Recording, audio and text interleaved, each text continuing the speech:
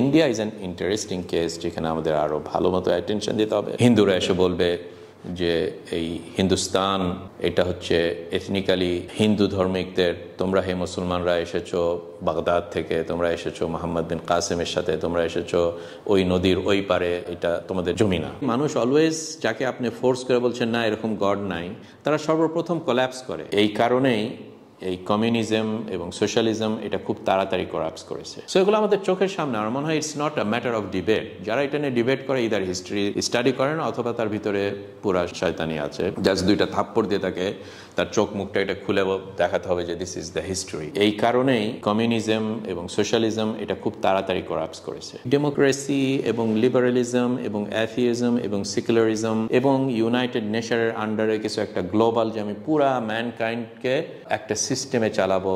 ফিউচারে we have that future, যেটা হচ্ছে ইমাম মাহদি এবং ঈসা আলাইহিস সালাম। আমাদের সবচেয়ে বড় প্রবলেম যে খুবই রিয়াকশনারি, মানে ওয়েট করি কোনো একটা ইভেন্টস হবে, হাউমাউ করে ফেসবুকটাকে পুরা একবারে বাস্ট করে দেবো আমরা পোস্টিং করে, তারপরে আবার শেষ হয়ে যাবে আস্তে আস্তে। আমাদের এটা না, আমরা যেন কন্টিনিউয়াস একটা লং টার্ম আমাদের প্রজেক্ট থাকে।